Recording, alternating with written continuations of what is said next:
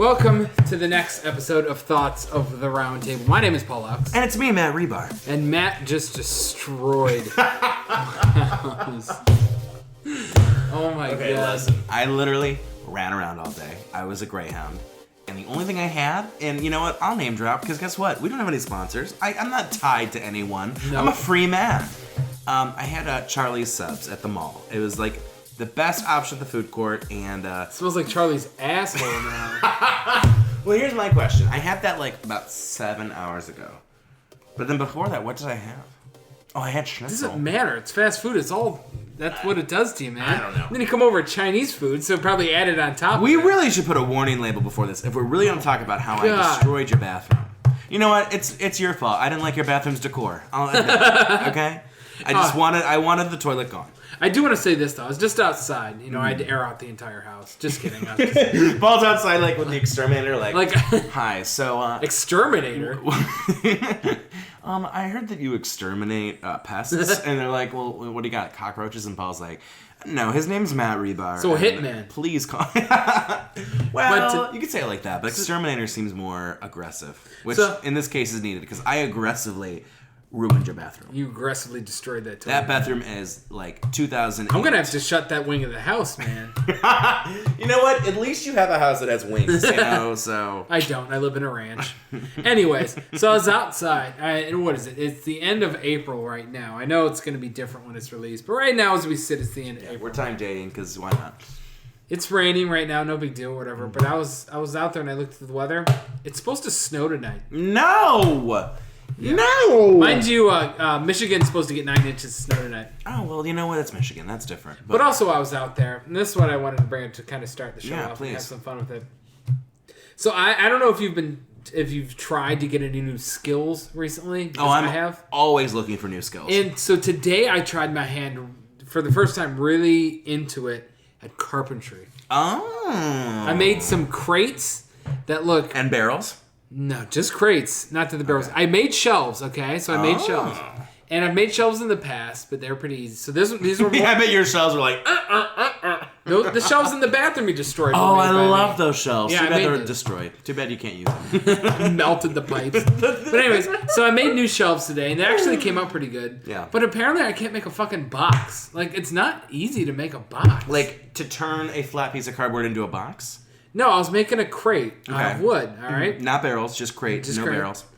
And just to get it to match up perfectly is just not fun. So have you tried any new skills recently or anything like that? Because that's what I'm trying to make. And my goal was to get like good enough to like sell stuff one day, but that's not going to happen anytime soon. Well, my biggest thing, so I'm trying to learn about stand-up casually. Are you really? Yeah, my biggest, well, I've been wanting to do stand-up for years now. But, like, I have no clue how to do it, where to go, like, what... You know, I mean, there's a million open mics. I know it sounds crazy, but, like, I do have a little bit of self-esteem sometimes, like, especially when it's stuff that I've never done before. Like, it's easy for me to be confident about, like, writing a book, putting an album together, podcasting with Paul, and, you know, all the other little things I do, because, like, I've done them, and they seem easy, and, you know, it's so easy to make a podcast. Well, it would be easy eventually, but the problem with stand-up is... You're going to bomb the first time you do it. And you kind of go in having to know that. No, true. And I mean, look, I just bombed your bathroom. I clearly have experience with so you got your resume is long. Well, actually, I already know what my first joke is going to be. Let me hear it. Well, I don't know if I want to ruin the podcast. But yeah, you know it all. Let me hear it. Well, I'm going to be like, you know, thanks for being here. It's my first time tonight. And I'm sure you guys always hear that. You love hearing that it's my first time. And so please be gentle. You dirty fucks. Like, it's going to be something like that. Oh, my God. That's not funny? I think it's kind of funny. It depends on the audience. True. If there's a bunch of old people, I was going to say, dirty fucks. If I'm, you know, at the...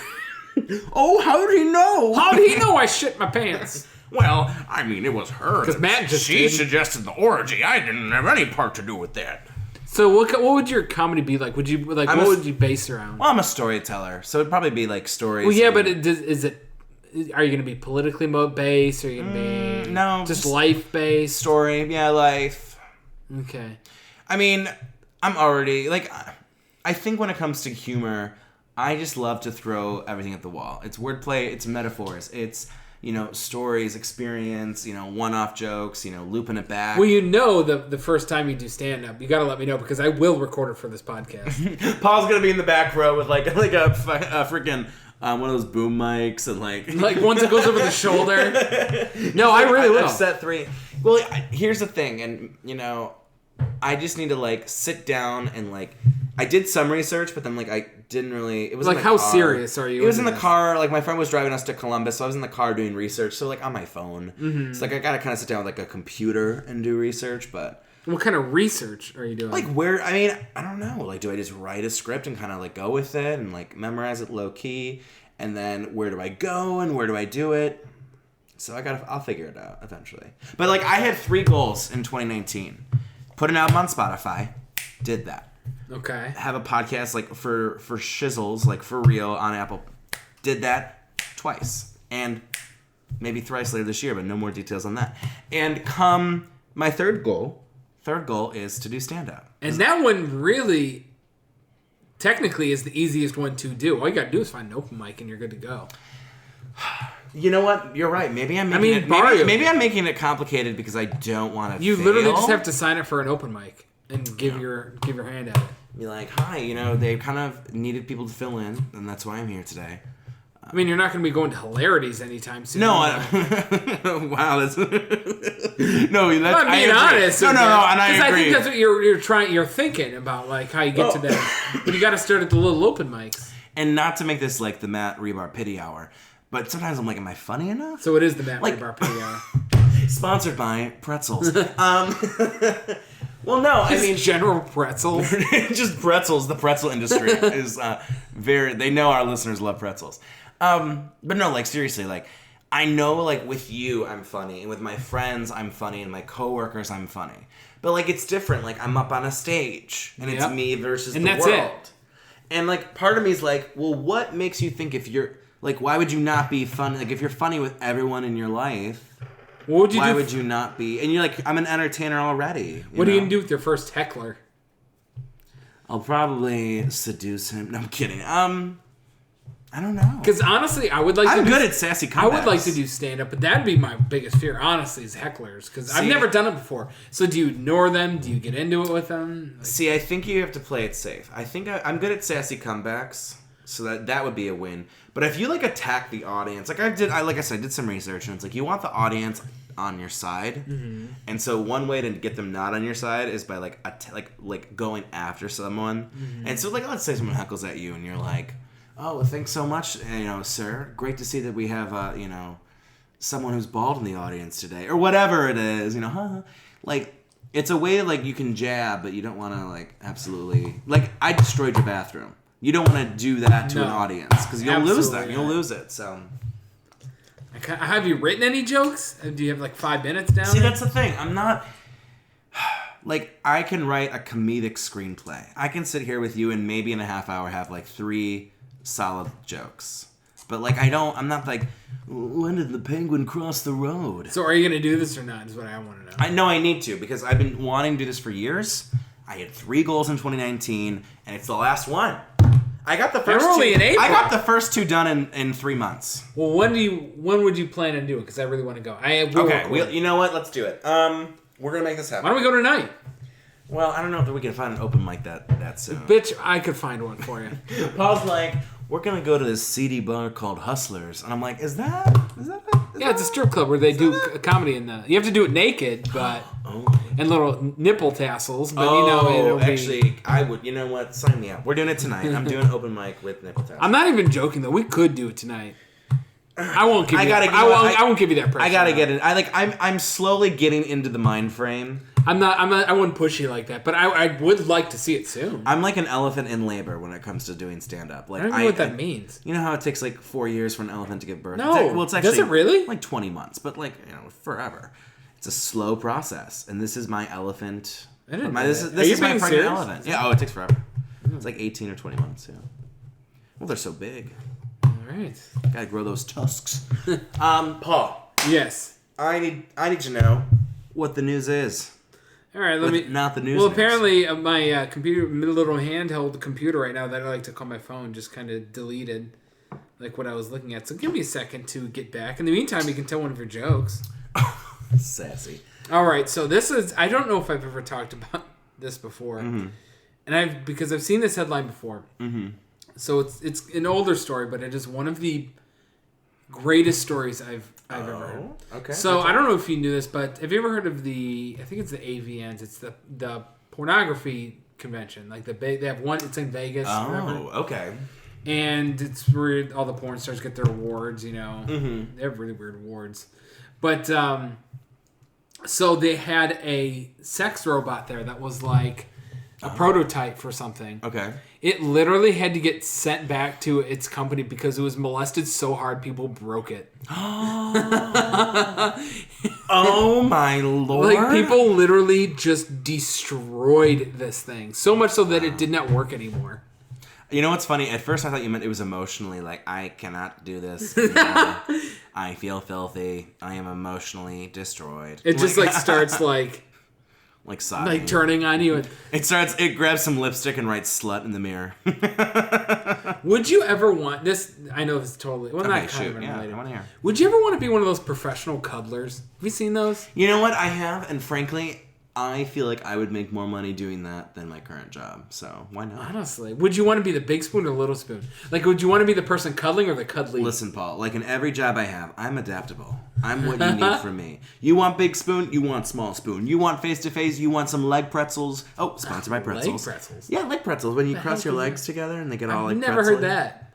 Oh, well, maybe it's just a me thing. But anyway, you want that. You want, back to back. You want. Back to back and on your phone, just like a married couple. Like Rihanna's Unfaithful plays over the speaker system. I mean, I wouldn't.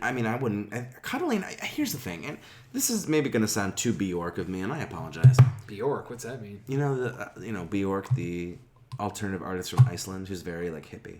Fuck no, I don't know that. Oh my god! Oh, it is so hard in this podcasting time. Sponsored by Pretzels. Okay. That should be the name of this episode, sponsored by Pretzels. I'm writing that down. I wrote down Naked Stand-Up as a title, but I like sponsored by Pretzels, too. Sponsored by Pretzels. So go ahead. I feel like making out's the new hello. Am I wrong? Yes, you're wrong. Well, it's just easy to, kiss Making someone. out is the new... Yes, it is, but... It's just like, oh, hi, mwah. Mwah. Well, I can't do that, so that's... invalidated right there. Well, to me, it's like cuddling feels like just a hug. It's not like. So if I were to go see one of my girlfriends at the bar, I just made out with them and be like, "Hey," you would be cool to be like, "Oh, it's a new hello." If you were to kiss her gently on the cheek, hi, mwah. Okay. This is a little different, but you said making out is the new hello. Because making out. To be honest, even kissing somebody kissing on the cheek is weird. But like, if I saw someone do this in a relationship, I'd be like, it's weird, but it's not. You know what I want to have this time stamped because I believe when you go to kiss someone on the cheek, that's the implications that you really wanted to kind of kiss them on the mouth, but you didn't know if it was okay, so you go for the cheek. Am I right or am I right? I think you're wrong because. Why? Who else would you kiss on the cheek? Your grandma. You know what? That just ruined the whole theory. You're right. But okay. You kiss your grandma on the cheek. Excluding... You kiss your mom on the cheek on her birthday or something. Excluding family. Excluding that element to kissing the cheek. Okay. You kind of kiss in the cheek when you want to go for the mouth. But you're like, oh, I don't know if I should. I think you're just... I don't know. I've never kissed anybody on the cheek, I don't think. You know what? It's been a long day. That theory might not make any sense. Now, I don't know if I've ever kissed anyone, besides my wife, obviously. I don't know if I've ever kissed anybody on the cheek. I've never even kissed my wife on the cheek. To be honest, I can't remember the last time I have done that. I'm not going to lie to you. Well, you know what? I'm going to study you. It's going to be my project. I'm going to tag you, and then I'm going to watch you in the wild and see what happens. Out is the new hello. That's my next single. Making out is the new hello. Okay. That is the dumbest. Tell me another news story before I come up with more stupid theories. So apparently, this reminds me of two things. Apparently, in Vermont, every winter, all right, for some reason they have in this smaller community they have this huge ice block that forms. Oh, like naturally? Yeah, it's just naturally. And so they sell tickets to this event where people guess on when it's going to melt. And how long it takes to melt as in like it's completely gone. Yeah. Mm-hmm. Okay, I'm not gonna lie. And that you can buy tickets to this. Well, here's the thing. I wouldn't buy tickets to watch it melt. But I would maybe throw down $5 to bet on when it would. And this reminds me of something else that's in that general areas. I saw this the other day. There's actually a Sasquatch call competition. A what? Sasquatching, this Bigfoot. Yeah. People do calls, like bird calls, but Sasquatch calls, and they have a competition because they have one ear witness, they called the guy, who claims he actually heard Bigfoot make noise. And so he's the one and only judge to see who can get closest to it. Okay. There's so many things wrong with this. Only one judge. Only one judge. Not a fan of that. 2, it's a bench trial. There's nothing to go off of. He got the ear witness. That guy heard it. Okay, but what's he gonna say? Like, here's a hinge. It's gravelly and there's bass in the voice. Like, what do you say? I think that it should be the winner should be like the award should be given to the person who actually makes the thing show up. Ooh, that, or I'm thinking obstacle course. Yeah. Well, these people are like 95 years old. Oh my god, let's pitch it to MTV. Who wants to be Sasquatch king? Can you really not say that word? It just took a minute. But what if there's like a competition that was like, we're going to do like activities in the forest and like whoever wins the show becomes crowned as like the Sasquatch king?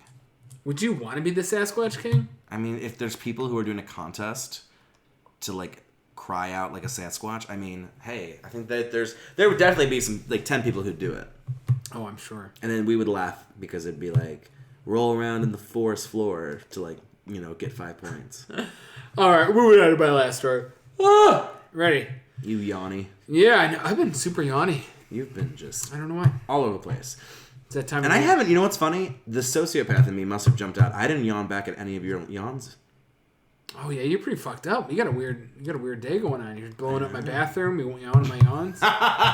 Yeah, Paul's like internally. Paul's like, oh, he destroyed the bathroom. He's not yawning. He's gonna kill me.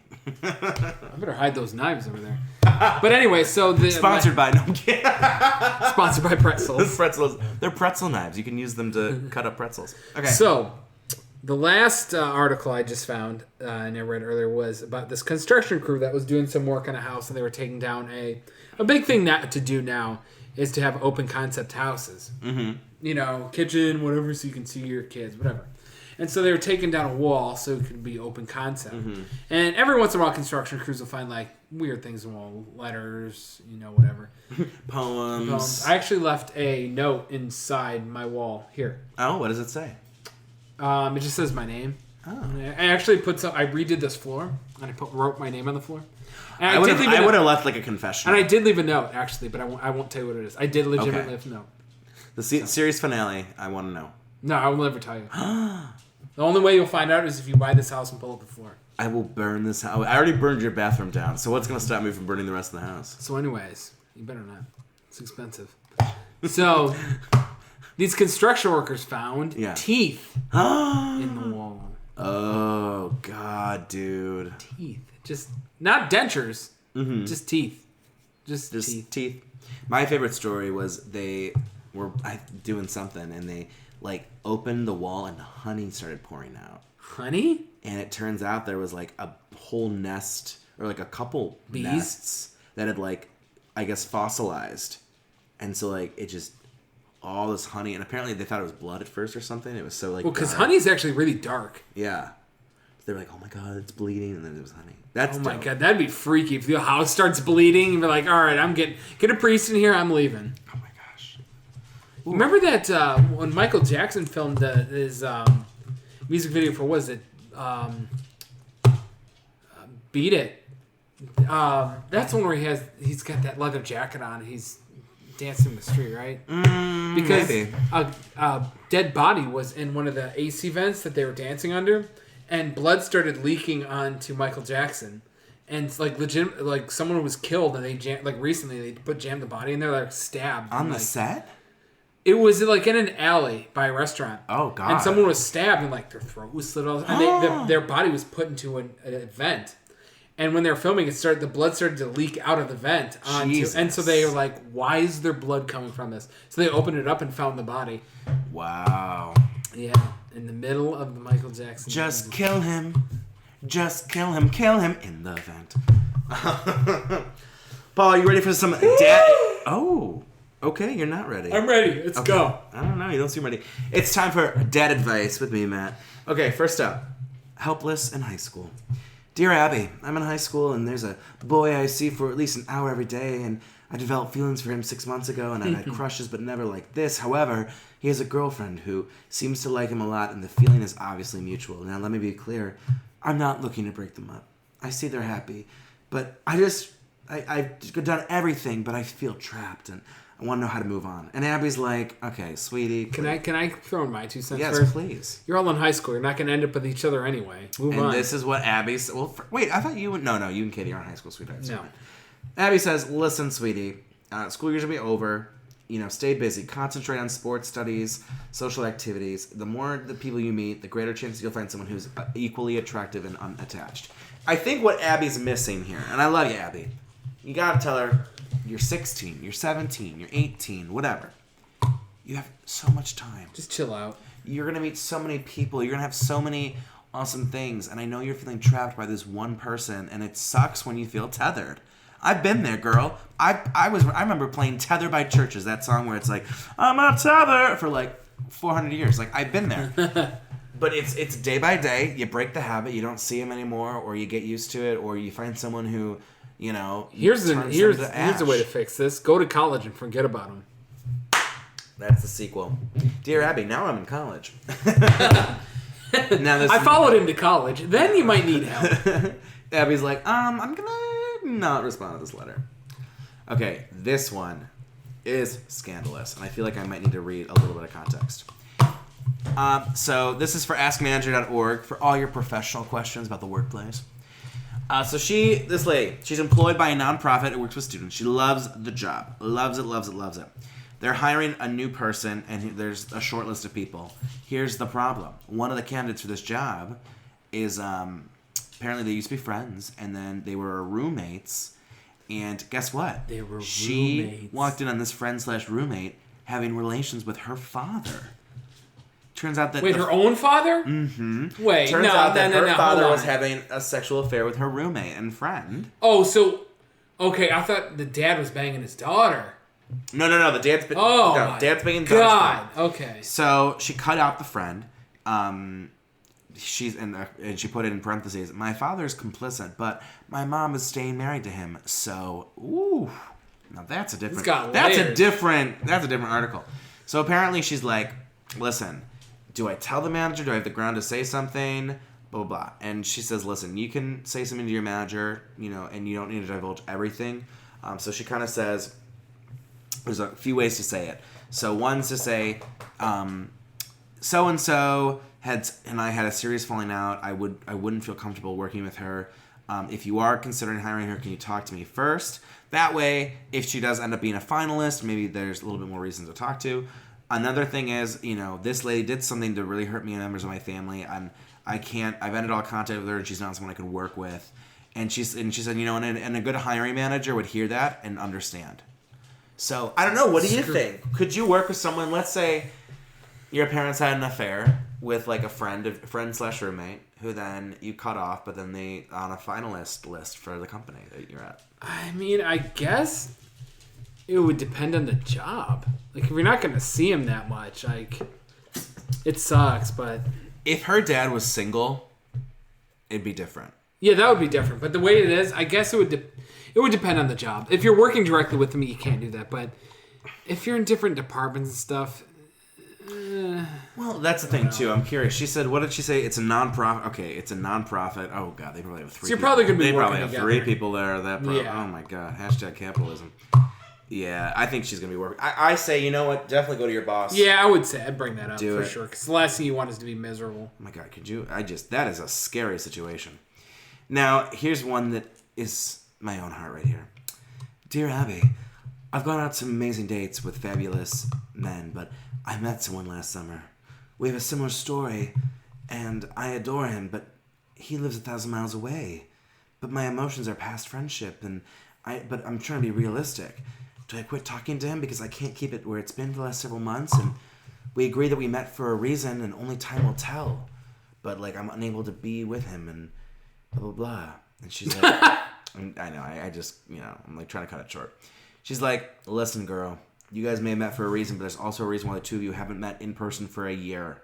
She's like, the fact that his reaction to the idea that you might be getting serious about him is to pull back makes me wonder whether or not you have jumped the gun. Before allowing yourself to fall further in love, you have some work to do to get your emotions under control so you can move forward and be receptive to people who are in your own area and who are available. This is why I hate dating apps. It's a Max and Neve kind of situation we got rolling here. This is why I hate dating apps that have like an international feature. Like, okay, it's they cool. do? Yes! And it's... Like Tinder? Well, I don't know about Tinder, but... It's great. Like, oh, it's fun to meet someone who's like, oh, you're from Ireland. Like, how's pen pals. How's the potatoes going? But like, that's a little bit of a shot. You know what's really ironic is I was actually reading about the Irish potato famine today. And it wasn't about there was actually food. They just got starved out, right? The British just came in and stole the food. There's a lot into it. Go ahead. Paul's like, I'm going to say that for our history podcast coming in 2020. Listen, I hate that they have these international features because you meet some people who like genuinely you're like, oh my gosh, like if they were in wait, what apps have international features though? Do I look like the App Store right now? Yes, you obviously knew this. Well, because I read it from the story and I have had personal experience. Also, you're married, so you don't need to know what app specifically, but some do. It sucks because you do meet people who you're like, I like them, but they're 1,000, 3,000 miles away. So listen, girl, they're in Bora Bora. What you gotta do? Be nice. If someone 3,000 miles away says, "Hey, you look awesome," thank you for your time. This is how grandmas send thousands of dollars to a prince in some country. This is what happens. I've seen enough Dr. Phil episodes to understand how it goes. Wait, quick question: Dr. Phil, yeah, Maury, or Oprah? Maury, 100%. Really? 100%. See, that's the true trash TV right there. He didn't used to be. Yeah, well. But now he's the new Jerry Springer. Oh, Jerry Springer. Is he still on? No way he's on. No. He was going to run for office almost. Oh, no. He was the mayor of Cincinnati. You know that, right? Oh, yeah. Yeah. Gosh. I honestly think I'd vote for him, to be totally honest. Would you? Probably. That's going to be on our political podcast coming in 2021. You know what I honestly want to do for the election when we get there? Is do a season, maybe a side season of all election stuff. We'll talk about that. We'll talk about it. We have a meeting scheduled at the bar right after this, so. Yep. Well, you know what? You've been great. Thanks for listening. We appreciate it. We love you. Have a good time.